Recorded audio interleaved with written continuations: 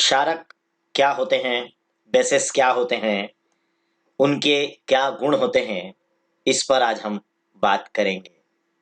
क्या होते हैं क्षारक? साबुन देखा है ना? साबुन को जब आप छूते हैं तो कैसा लगता है? चिकना लगता है। तो छूने पर क्या है, वो चिकना चिकना सा लगता है ना साबुन। क्या है वो? क्षारक है। क्षारक एक्चुअली क्या है? ये एक ऐसा रसायन होता है, एक ऐसा केमिकल होता है जो अम्ल को उदासीन कर देता है। मतलब अम्ल के साथ में अगर क्रिया करेगा तो न्यूट्रलाइजेशन होगा, उसको उदासीन करेगा, है ना। जैसे कास्टिक सोडा है, चूना है, वॉशिंग सोडा है, ये सब क्षारक है। जैसे हमको मधुमक्खी का डंक लग जाता है ना, तो एसिड अटैक बोलते हैं उसको। तो अगर ऐसा हो जाता है उस समय हमारे ऊपर, तो हम क्या करते हैं, उसके साथ में उस पर चूना लगाते हैं ताकि वो उस अम्ल को क्या कर दे, उदासीन कर दे। तो क्षारक एक ऐसा रसायन है जो अम्ल को उदासीन कर देता है। अगर यही बात आप अम्ल के बारे में पूछेंगे तो, यही बात अगर आप अम्ल के बारे में पूछेंगे तो आप कहना कि एक ऐसा रसायन है जो क्षारक को उदासीन कर देता है ना। तो चलिए, अभी तो हम क्षारक की बात कर रहे हैं या बेसिस की बात कर रहे हैं। तो ऐसा रसायन जो अम्ल को उदासीन कर देता है, जैसे कास्टिक सोडा है, चूना है, वॉशिंग सोडा है ना, कपड़े धोने का सोडा हमारा, है ना। तो ये सब क्या है, ये आपके क्षारक हैं। क्षारक के बारे में और थोड़ी सी जानकारी आपको मैं आगे देता हूं। जैसे जो क्षारकों का एक नेचर होता है कि वो जो भी जलीय विलयन होगा उसमें आयनाइज्ड हो जाएंगे, आयनित होंगे और हाइड्रोक्साइड आयन देंगे, मतलब OH माइनस आयन देते हैं। मतलब क्षारक जितने भी होंगे वो, जब आप उनको जब वो जल में जली उनका जब आप विलयन तैयार करेंगे तो फिर वो आयोनाइज्ड होने लगते हैं और वो क्या करते हैं, हाइड्रोक्साइड आयन देते हैं। अब कैसे देते हैं, देखिए इसका एक एग्जांपल मैं आपको बताता हूँ। मान लीजिए आपके पास में इस तरीके से ये NaOH है ना, ये सोडियम हाइड्रोक्साइड है। क्या है ये आपका सोडियम हाइड्रोक्साइड है, NaOH है ना। सोडियम हाइड्रोक्साइड NaOH, देखिए Na से सोडियम और OH आपका हाइड्रोक्साइड हो गया। ये देखिए OH माइनस आयन देते हैं, मतलब हाइड्रोक्साइड आयन देते हैं, ये मैंने कहा अभी।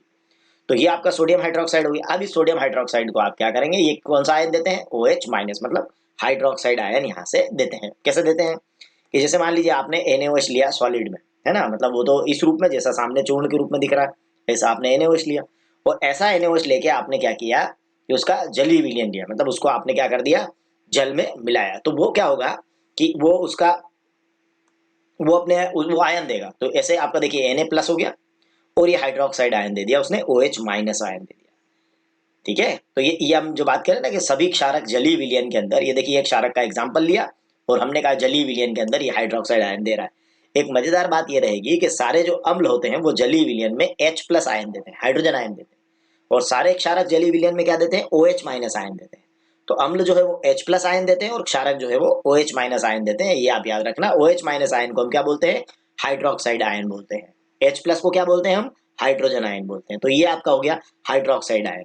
तो क्या हुआ, सिंपली आप देखिए यहाँ पर आयनाइजेशन हुआ, आयनीकरण हुआ। आयनीकरण हुआ मतलब ये आयनों में इसको तोड़ दो आप, तो Na प्लस का हो गया और OH माइनस का हो गया। तो ये जो OH माइनस आयन है, इसको हम कह रहे हैं कि ये हाइड्रोक्साइड आयन है। जो मतलब हमने कहा कि ये जो क्षारक था, जैसे आपने लिया है सोडियम हाइड्रोक्साइड, तो इसने इसका ये जो जलीय विलयन हुआ, तो जलीय विलयन की स्थिति में ये इसने OH माइनस आयन दिया। और अगर अम्ल में आप यहाँ लिखना चाहें तो सभी अम्ल जलीय विलयन में आयनित होकर H प्लस आयन देते हैं। ये फर्क के रूप में भी आप इनके अंदर लिख सकेंगे, है ना। आगे बढ़ जाएं थोड़ा सा। अब प्रबल क्षारक कौन कौन से हैं, थोड़ा सा प्रबल क्षारकों के बारे में एक बात बताएं। जैसे अभी यहाँ जो आपसे बात की हमने कि सभी क्षारक जलीय विलयन में आयनित होकर OH माइनस आयन देते हैं, है ना, मतलब हाइड्रोक्साइड आयन देते हैं। तो जो जितनी बड़ी मात्रा में जलीय विलयन के अंदर हाइड्रोक्साइड आयन देगा, बड़ी मात्रा में, है ना, वो क्या हो जाएगा, आपका प्रबल क्षारक हो जाएगा।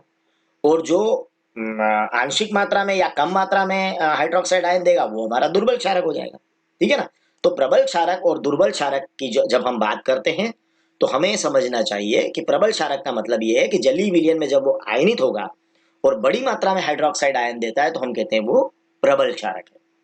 और अगर वो जलीय विलयन में आयनित होकर कम मात्रा में हाइड्रोक्साइड आयन देता है तो हम कहते हैं कि वो दुर्बल क्षारक है। मतलब ये हुआ सिंपल शब्दों में, अगर हम देखें तो प्रबल क्षारक जो होते हैं, जैसे कि आपके यहाँ प्रबल क्षारक देख रहे हैं आप, NaOH जैसे एग्जांपल दिया आपने, सोडियम हाइड्रोक्साइड, या इसकी जगह Na की जगह K लिख लीजिए तो पोटेशियम हो जाएगा, तो ये हो जाएगा पोटेशियम हाइड्रोक्साइड। ये जलीय विलयन में बड़ी मात्रा में हाइड्रोक्साइड आयन देते हैं, तो इनको हम कहते हैं प्रबल क्षारक, है ना। तो क्या हो गए, ये प्रबल क्षारक हो गए। और जो जलीय विलयन के अंदर कम मात्रा में हाइड्रोक्साइड दे वो दुर्बल क्षारक, वो कौन है, तो वो हो गए ammonium hydroxide NH4OH, magnesium hydroxide MgOH twice, है ना, कैल्शियम हाइड्रोक्साइड CaOH ट्वाइस, है ना। तो ये आपका क्या हो गया, देख कैसे बोलते हैं इसको, MgOH twice, CaOH twice, NH4OH। तो ये आपके दुर्बल क्षारक है ना। लिस्ट लंबी भी हो सकती है, अभी हम कुछ खास खास पर बात कर रहे हैं। तो यहां से आपने क्या समझा, आपने समझा कि जो ज्यादा बड़ी मात्रा में OH माइनस आयन दे रहे हैं, मतलब बड़ी मात्रा में हाइड्रोक्साइड आयन दे रहे हैं, इनका मतलब यह है कि उनका आयनीकरण ज्यादा हो रहा है। तो जो प्रबल क्षारक होते हैं वो जलीय विलयन में पूर्णतः आयनीकृत हो जाते हैं, और इसीलिए वो बड़ी मात्रा में हाइड्रोक्साइड आयन देते हैं। जबकि जो दुर्बल क्षारक होते हैं ना, वो जलीय विलयन के अंदर क्या होते हैं, आंशिक रूप से आयनित होते हैं। तो उनका आयोनाइजेशन पूरा नहीं होता, पार्शियली होता है, आंशिक रूप से होता है। तो इसलिए हाइड्रोक्साइड आयन भी क्या होंगे, कम मात्रा में बन रहे हैं। तो जिसमें हाइड्रोक्साइड आयन प्रबल मात्रा में बने, जो पूरी आयनित होना मतलब टुकड़ों में टूटना, OH माइनस बनाना। तो OH माइनस बनाना मतलब जो ज्यादा OH माइनस बना देगा वो प्रबल है ना, मतलब उसका ज्यादा आयनीकरण हो गया। और जो कम OH माइनस बना रहा है वो दुर्बल है, क्योंकि उसका कम आयनीकरण हुआ, मतलब वो क्या हुआ, कुल मिला के कम, उसको क्या हुआ, कम मात्रा में उसने OH माइनस बनाया। तो ये प्रबल क्षारक और दुर्बल क्षारक की बात है। मेरे मेरे ख्याल से आप थोड़ी सी ये लिस्ट को जरूर आप तैयार करके रखिएगा, क्योंकि एग्जाम में हो सकता है इसको लेकर ऑब्जेक्टिव वगैरह इस पर या बड़ी कोई चर्चा इसको लेकर आपको हो कि प्रबल क्षारक दुर्बल क्षारक कौन कौन से हैं, जरा बता दीजिए, या इनकी क्या क्या प्रॉपर्टीज है तो बता दीजिए। तो प्रॉपर्टी कुछ नहीं, सिंपल एक प्रॉपर्टी आपको बताना है। एक बात आप कहेंगे कि जो बड़ी मात्रा में हाइड्रोक्साइड आयन बनाए, अर्थात जिनका जलीय विलयन में पूर्ण आयनीकृत हो जाए। भाई पूर्ण आयनीकृत होगा तभी तो बड़ी मात्रा में हाइड्रोक्साइड आयन बनेगा। पूर्ण आयनीकृत मतलब पूरी तरह से टुकड़ों में टूट जाए, तो फिर हाइड्रोक्साइड आयन ज्यादा बनेंगे, तो वो प्रबल क्षारक है, जैसे NaOH KOH। और अगर कम मात्रा में हाइड्रोक्साइड आयन बन रहे हैं, मतलब उसका आंशिक आयनीकरण हो रहा है, तो वो क्या हो गया, आपका दुर्बल क्षारक हो गया। जैसे आपका NH4OH अमोनियम हाइड्रोक्साइड, है ना, हमने लिया भी ammonium hydroxide, magnesium hydroxide, calcium hydroxide, calcium hydroxide है ना, याद आ रहा है आपको कुछ, है बुझा हुआ चूना, है ना। और वो मैग्नीशियम हाइड्रोक्साइड, वो यस, वो आपका एंटासिड वगैरह में काम आने वाला है ना। तो जब अपच हो जाता है तो उसमें यूज करते हैं हम। तो मेरे ख्याल से आपको ये बात क्लियर हुई भी, आगे बढ़े। अब देखिए, इसके बाद हम आते हैं क्षारकों के गुणों पर कि क्षारक के गुण क्या क्या हैं। जैसे हमने अम्लों के गुणों के बारे में पिछले लेक्चर में पढ़ा था, ऐसे हम क्षारकों के गुण देखते हैं। तो क्या होंगे क्षारकों के गुण, हमको पता है कि सबसे पहले हम किसकी बात कर लें, स्वाद की कर लें थोड़ी सी, है ना। तो क्षारकों का जो स्वाद होता है ना, वो कड़वा होता है, कड़वा होता है। जैसे आपका, अगर आप खाने का सोडा भी ले लें, या अगर आप देखें कि वो कपड़े धोने का सोडा है, या इस तरह के जो क्षारक अगर आप देखें, है ना, तो आप टेस्ट करते तो आप पाते हैं कि वो कड़वा है स्वाद में, है ना। सोडियम हाइड्रोक्साइड को टेस्ट मत कीजिएगा, है ना। तो ये आपको ये ध्यान रखिएगा कि जो आपके आप सिंपली जो आपको जो बात कही जा रही है उसको समझिएगा कि उनका स्वाद जो है वो कड़वा है, बिटर टेस्ट है उनका, ठीक है। और चूने को आप टेस्ट कर लीजिए ना, चूने से आपको पता चल जाएगा चूने का स्वाद कड़वा होता है। और छूने में कैसे रहेंगे, छूने में ये चिकने रहेंगे, सोपी रहेंगे, है ना। तो जितने भी साबुन है ना ये, है ना, ये आप देख लीजिए, तो ये सब क्या होते हैं, क्षारक होते हैं। और सबसे बड़ी बात क्या है, ये क्या करते हैं कि अम्ल क्या करता था, लाल लिटमस को नीला करता था, है ना, सॉरी, अम्ल क्या करता था, नीले लिटमस को लाल कर देता था। और क्षारक क्या करेंगे, लाल लिटमस को नीला करेंगे। तो मैंने इसके लिए याद करने की ट्रिक भी बताई थी आपको, अनिल याद कर लो, तो अनिल से हो गया अम्ल नीले को लाल करेगा, तो अब क्षारक उसका उल्टा कर देगा। तो क्षारक क्या करेगा, अगर क्षारक के अंदर लाल लिटमस को आप डालेंगे तो वो नीला हो जाएगा। मतलब अगर आप अभी जो मैंने बताया था ना वो सोडियम हाइड्रोक्साइड, तो सोडियम हाइड्रोक्साइड को थोड़ा सा ले लीजिएगा एक चम्मच से, और उसमें थोड़ा पानी मिला लीजिएगा, और जब अच्छे से पानी उसको घोल लीजिएगा, और उसके बाद उसके अंदर क्या कीजिएगा, लाल लिटमस डालिएगा तो नीला हो जाएगा। अगर आपके पास सोडियम हाइड्रोक्साइड नहीं है कोई बात नहीं, आप अपना सर्फ ले लीजिएगा, सोडा वगैरह लेके, और उसमें जो है उसको अच्छा पानी में घोल लीजिएगा, और उसके बाद में उसके अंदर लाल लिटमस डालिएगा तो वो नीला हो जाएगा। तो क्षारकों का ये लिटमस टेस्ट है कि वो लाल लिटमस को क्या कर देते हैं, नीला कर देते हैं। तो मेरे ख्याल से अब ठीक है, स्वाद हो गया, छूने में कैसे हैं ये पता चल गया, लिटमस टेस्ट हो गया। चालकता, तो इनके जलीय विलयन विद्युत की चालकता दर्शाते हैं, बताते हैं, मतलब ये इनका जो आप कह सकते हैं कि ये ये चालकता का ये जो गुण है, ये तो अम्लों में भी था कि अम्लों के जलीय विलयन भी विद्युत की चालकता दर्शाते थे, क्षारकों के जलीय विलयन भी विद्युत की चालकता दर्शाते हैं। लेकिन जो स्वाद में थोड़ा सा चेंज आया कि अम्ल का स्वाद खट्टा होता था, क्षारक में कड़वा है ना। और लिटमस टेस्ट बिल्कुल विपरीत हो गया है ना। अम्ल नीले को लाल करते थे, क्षारक लाल को नीला करेंगे। तो ये इनके अंतर वगैरह भी इस आधार पर आप बता सकते हैं। अब क्षारकों की प्रॉपर्टी पर आते हैं, बहुत महत्वपूर्ण रासायनिक गुणों के ऊपर आते हैं। जैसे क्षारकों की धातुओं से क्रिया, तो बेसिस रिएक्ट्स विथ मेटल, मतलब धातुओं के साथ क्षारक कैसे क्रिया करते हैं, किस तरह की क्रिया धातुओं के साथ होती है। जैसे सोडियम के साथ किस तरह की क्रिया होती है क्षारकों की, ये हम देखना चाहेंगे। तो चलिए, अब एक्चुअल क्या होता है कि क्षारकों की धातुओं से क्रिया करने पर क्या होता है कि हाइड्रोजन गैस निकलती है, लेकिन सभी क्षारकों के साथ धातु की क्रिया से हाइड्रोजन गैस नहीं निकलती है ना।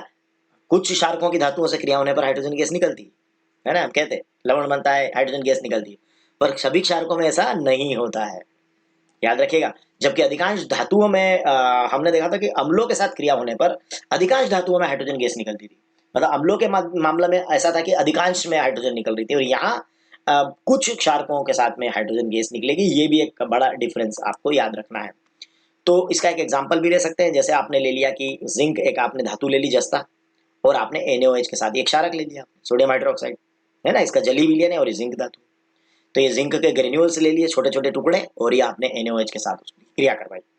ये क्रिया ठीक वैसे ही आप कराएंगे जैसे जिंक के साथ आपने HCl की कराई थी, ठीक है ना। तो ऐसे में क्या हुआ है, देखिए Na2ZnO2, है ना, ये सोडियम जिंकेट आपका बन गया, ये जली है और ये हाइड्रोजन आपकी निकल गई। तो हाइड्रोजन गैस निकली यहाँ यहाँ निकली है ना, गर्म करने पर थोड़ा सा इसको गर्म करना पड़ता है, तो यहाँ ये निकली है, लेकिन ऐसा सभी क्षारकों के साथ धातुओं की क्रिया से हाइड्रोजन गैस नहीं निकलती है।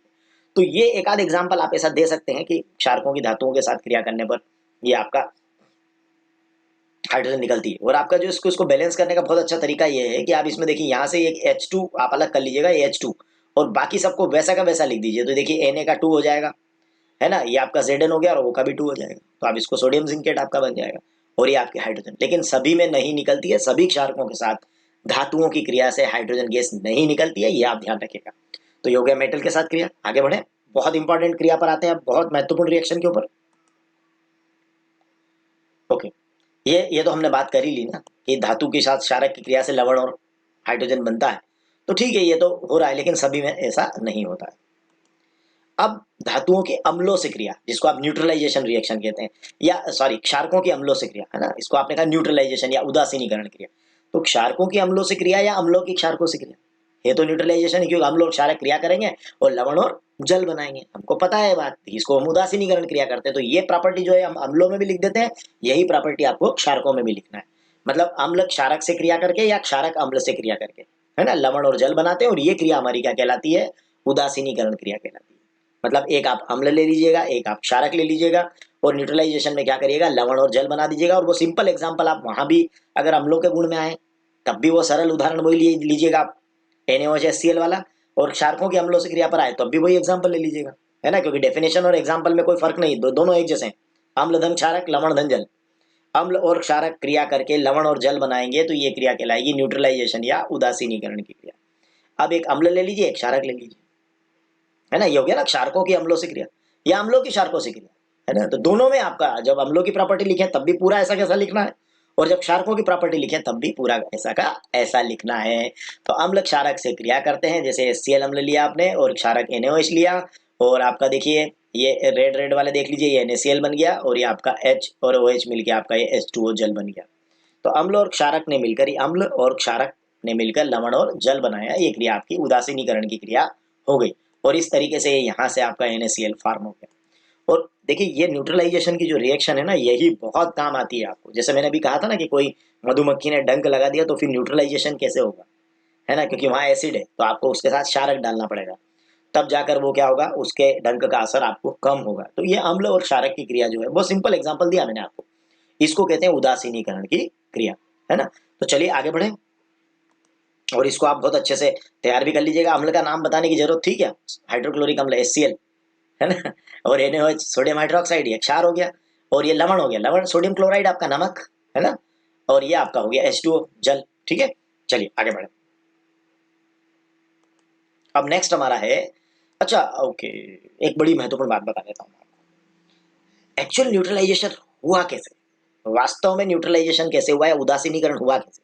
जैसे HCl से आपको क्या मिलता है, उदासीनीकरण का मतलब समझा रहा हूं कि जब आप अम्ल को जल में, जब अम्ल का जली विलयन आप लेते हैं तो कौन से आयन मिलते हैं आपको, H+ आयन मिलते हैं, और क्षारकों के जली विलयन में कौन से आयन मिलते हैं, अभी बात की थी हमने, OH- आयन मिलते हैं ना।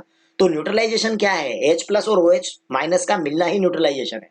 तो आपको अगर HCl अम्ल लिया आपने तो उससे आपको क्या मिला, देखिए न्यूट्रलाइजेशन की बहुत बढ़िया आपको मैं व्याख्या करके बता रहा हूँ। इससे आपको H+ मिला, और सोडियम हाइड्रोक्साइड या NaOH से क्या मिला, OH- मिला, और यही आयनों का जो मिलना है इन आयनों के मिलने से, हाइड्रोजन आयन और हाइड्रोक्साइड आयन के मिलने से आपको क्या प्राप्त हो गया? जल प्राप्त हो गया। और ये क्रिया है एक्चुअली उदासीनीकरण की क्रिया। तो मेरे ख्याल से आपको उदासीनीकरण की क्रिया का कॉन्सेप्ट पूरी तरह से समझ में आ गया होगा। बेसिकली तो हम ऐसा बोलते हैं कि मतलब इसकी जो डेफिनेशन है उसमें तो हम ऐसा बोलते हैं कि अम्ल और क्षार मिलकर लवण और जल बनाते हैं तो उदासीनीकरण क्रिया होती है। लेकिन एक्चुअली न्यूट्रलाइजेशन या उदासीनीकरण होता किस जगह है? वो कहाँ होता है कि जो अम्ल का H प्लस आयन है, क्योंकि जलीय विलयन में अम्ल H हाइड्रोजन आयन देते हैं, तो अम्ल का H प्लस ले लिया, क्षारक का NaOH का, तो जलीय विलयन में क्षारक क्या होते हैं? OH माइनस आयन देते हैं, तो उसका OH माइनस ले लिया। अब यही H प्लस और OH माइनस मिलके जल बनाते, देखिए वहां जल आप देख लीजिए, यहाँ पर ये जल बना हुआ है। ये जो जल बना हुआ है ये H प्लस, ये H और ये OH से जो जल बनना है, एक्चुअल न्यूट्रलाइजेशन इसको कहते हैं। तो ये आपका हुआ न्यूट्रलाइजेशन कि हाइड्रोजन और हाइड्रोक्साइड आयन मिलकर जब जल बनाते हैं तो इसको हम कहते हैं उदासीनीकरण की क्रिया, है ना। देखिए एक्चुअल उसका कारण क्या है कि यहाँ आपके ये Na और Cl में तो कुछ भी ले सकते हैं, लेकिन यहाँ तो कुछ भी आ जाएगा। जैसे कोई अम्ल का टाइप बदला तो ये चीज बदल जाएगी, लेकिन ये थोड़ी बदलेगा भाई। इसमें H प्लस है, इसमें OH माइनस है, और ये दोनों न्यूट्रलाइज होंगे तो H2 बनेगा। तो ये क्रिया आपकी कहलाती है उदासीनीकरण की क्रिया का बेसिक कॉन्सेप्ट। आगे बढ़े। अब जैसे एक और महत्वपूर्ण बात कि क्षारकों की अधात्विक ऑक्साइडों से क्रिया कैसे होती है ना। अब देखिए अधात्विक ऑक्साइड लेते हैं अपन और क्षारकों की उनके साथ क्रिया कराते हैं। अधात्विक मतलब non metal, okay. Non metal मतलब कार्बन का कोई ऑक्साइड ले लो, है ना। क्षारक में तो अपन कुछ भी ले सकते हैं, तो क्षारक में आप लोग फेमस ही ले लेना कुछ, तो क्षारक ले लीजिए और अधातु ऑक्साइड। तो यहाँ भी लवण और जल बनता है। देखिए कैसे, एक क्षारक ले लेते हैं, चलिए मैं सिलेक्ट करता हूँ कोई क्षारक। तो ये मैंने लिया कैल्शियम हाइड्रोक्साइड, है ना, बुझा हुआ चूना, क्लियर है। CaOH ट्वाइस, उसका जलीय विलयन। अधातु ऑक्साइड में मैंने कार्बन डाइऑक्साइड ले लिया, गैस है ना। तो ये आपका अधातु कार्बन और इसका ऑक्साइड तो कार्बन डाइऑक्साइड ले लिया। तो देखिए इन्होंने मिलकर क्या बनाया, देखिए आप, ये लवण बनाना है और जल निकालना, तो जल निकाल दीजिए इसमें से, H2O अलग कर दीजिए इसमें से। जब H2O अलग कर देंगे तो ये कैल्शियम कार्बोनेट बन जाएगा, है ना। और कैल्शियम कार्बोनेट आपको पता है, मैंने बहुत सारी बातें आपको कैल्शियम कार्बोनेट से रिलेटेड बताई थी। जो अंडे का कवच होता है उस, वो भी आपका कैल्शियम कार्बोनेट का ही खोल उसका होता है ना। संगमरमर का आपका जो है वो कैल्शियम कार्बोनेट, चूना पत्थर के बारे में मैंने आपको बताया था। तो ये एक्चुअली ये साल्ट है, तो कैल्शियम कार्बोनेट बन जाता है, और ये कैल्शियम हाइड्रोक्साइड है, और ये आपने इसकी धात्विक ऑक्साइड से क्रिया करी, है ना। तो ये आपका क्षारक हो गया, और ये आपका अधातु ऑक्साइड हो गया, ये आपका लवण बन गया, और ये आपका जल हो गया। तो क्षारकों की अधात्मिक ऑक्साइडों से क्रिया से लवण और जल बनता है। ये बात भी यहाँ आपकी क्लियर होगी, ठीक है। अब इसमें एक बहुत इंपॉर्टेंट बात बताता हूँ, ये नाम तो लिख दीजिए, calcium hydroxide, carbon dioxide, calcium carbonate, और ये आपका जल तो है। एक मजेदार बात देखिए आप यहाँ पे कि क्षारक ने अधातु ऑक्साइड से क्रिया की और लवण और जल बनाया। अब एक अभी पिछली आपने भी जस्ट मैंने इसके पीछे आपको पढ़ाया था कि क्षारक अम्ल से क्रिया करके लवण और जल बनाता है। अब क्षारक ने अधातु ऑक्साइड के साथ क्रिया की और लवण और जल बनाया। फिर से समझिएगा, क्षारक धन अम्ल, है ना। यहाँ पर देखिए, यहाँ एक क्षारक लिखा है, यहाँ अम्ल लिखा था, और लवण और जल था। तो इसका मतलब ये है कि अधात्विक ऑक्साइड जैसे आपका जो कार्बन डाइऑक्साइड है ये अम्लीय है ना। देखो, क्षारक धन अम्ल, लवण धन जल, है ना। तो क्षारकों के अधात्विक ऑक्साइडों से क्रिया पर लवण और जल बनते हैं, और उससे हमें पता चलता है कि जो अधात्विक ऑक्साइड है जैसे कार्बन डाइऑक्साइड वगैरह, इनका नेचर अम्लीय है। स्वभाव कैसा है इनका? अम्लीय है। ये बात इससे बहुत महत्वपूर्ण आपको पता चलती। तो और एक और महत्वपूर्ण बात ध्यान रखिएगा कि जितने भी धात्विक ऑक्साइड होते हैं, ये तो बात किसकी होगी? अधात्विक ऑक्साइड की। जितने भी धात्विक ऑक्साइड है या धात्विक हाइड्रोक्साइड है वो सब क्षारक है ना। ये देखिए, अधातु ऑक्साइड तो क्या हो गया? अम्लीय है। लेकिन धात्विक ऑक्साइड जो होते हैं, इसका उल्टा बोल रहा हूं मैं, धात्विक ऑक्साइड, तो धात्विक ऑक्साइड में क्या हो गया? वो सब क्या है? वो सब क्षारक है। अब धात्विक ऑक्साइड में ले लो, सोडियम ऑक्साइड ले लो, Na2O ले लो, है ना। या यही देखिए, ये धात्विक ऑक्साइड ही आपका COH2, ये क्षारक है ना। तो ये धात्विक ऑक्साइड है CaO, और CaO भी क्षारक, वो भी धात्विक ऑक्साइड है। तो ये यहाँ से एक और मजेदार बात पता चली कि ये है आपका क्षारक के रूप में आपने जो लिया वो धात्विक ऑक्साइड है, और ये आपका हो गया अधात्विक ऑक्साइड, और ये आपका क्षारक है, और ये आपका अम्ल है। तो ये चीज भी आपको इस समीकरण से बहुत महत्वपूर्ण इंफॉर्मेशन मिलती है। तो जब भी आप समीकरणों का स्टडी करें ना, तो इन चीजों को आपस में मिलाया करें, तो आपको बहुत अच्छे कॉन्सेप्ट क्लियर होंगे। एक और मजेदार बात बता देता हूँ हैंड टू हैंड, कि जितने भी धातु कार्बोनेट होते हैं आपके Na2CO3, CaCO3, ये कार्बोनेट है, CO3 जिसके पीछे लगा, तो धातु कार्बोनेट है या धातु हाइड्रोजन कार्बोनेट है? धातु हाइड्रोजन कार्बोनेट, धातु Na, hydrogen H, carbonate CO3, NaSCO3, है ना। ये आपका सोडियम हाइड्रोजन कार्बोनेट हो गया। तो धातु हाइड्रोजन कार्बोनेट भी क्या होते हैं? वो क्षारक है, क्योंकि वो अम्ल को न्यूट्रलाइज करते हैं। तो इसलिए हमको यहाँ पर आप ये कह सकते हैं कि जितने भी धात्विक ऑक्साइड है या धात्विक हाइड्रोक्साइड है या धातु कार्बोनेट है या धातु हाइड्रोजन कार्बोनेट है, वो सब क्षारक होते हैं। और अधात्विक ऑक्साइड कैसे होते हैं? अम्लीय होते हैं। तो ये नॉर्मल एक बात हमने की। चलिए आगे बढ़े। अब इसके बाद में एक बहुत महत्वपूर्ण बात हम लेते हैं कि क्षारकों के उपयोग क्या है। तो क्षारकों के उपयोग की जब हम सूची बनाए तो ये आपने देखा होगा एंटासिड, आपने देखा होगा एंटासिड या की गोलियां भी आती है और इस तरीके से एंटासिड की साइरप भी आती है, लिक्विड में भी आता है वो। तो जो मैग्नीशियम हाइड्रोक्साइड होता है ना, MgOH मैग्नीशियम हाइड्रोक्साइड, वो पेट की अम्लीयता को दूर करने के काम आता है, मतलब एंटासिड के रूप में अपच के उपचार में काम आता है ना, मिल्क ऑफ मैग्नीशिया जिसको हम कहते हैं। तो ये आपका पेट की अम्लीयता को दूर करने के काम में आता है। तो मिल्क ऑफ मैग्नीशिया का उपयोग हो जाएगा आपका, ये भी क्षारक हो गया। सोडियम कार्बोनेट जो है वो क्या होता है, वॉशिंग सोडा में काम आता है आपका, धोने का सोडा, धावन सोडा। और जो जल होता है उसकी कठोरता को दूर करने में। सोडियम हाइड्रोजन कार्बोनेट क्या होता है, वो बेकिंग सोडा में होता है, तो खाने को पकाने में उसका यूज होता है ना। और बेकिंग पाउडर बनाने में उसका उपयोग होता है ना। और सोडियम हाइड्रोजन कार्बोनेट मतलब NaHCO3 जो क्षारक है आपका, प्रमुख क्षारक जिसको हमने कहा, है ना। तो ये क्या है, ये प्रमुख क्षारक से मेरा मतलब उपयोग की दृष्टि से बड़ा महत्वपूर्ण क्षारक है। तो उसका सोडा अम्ल अग्निशमन में उपयोग होता है, मतलब आग बुझाने में भी उसका उपयोग होता है, क्योंकि कार्बन डाइऑक्साइड रिलीज होती है तो आग बुझाने के काम आती है। फिर सोडियम हाइड्रोक्साइड जो फेमस और बहुत प्रबल क्षारक है, उसका उपयोग हम क्या कहाँ करते हैं, साबुन बनाने में, कागज बनाने में, और रेयान बनाने में, कृत्रिम आर्टिफिशियली जो आप जो भी बनाते हैं फाइबर वगैरह, तो ये रेयान बनाने के इसमें काम आता है। तो ये क्षारकों के उपयोगों की सूची भी थोड़ी बहुत देख लीजिएगा, ताकि कभी आपको एग्जाम में इससे रिलेटेड अगर कोई बात आती है तो वो भी आप क्लियर कर पाए। और जब भी आप इक्वेशंस को देखें तो बहुत गंभीरता और गहराई के साथ एक दूसरे से कनेक्शन बनाने की कोशिश किया कीजिए, तो आपको बहुत अच्छे से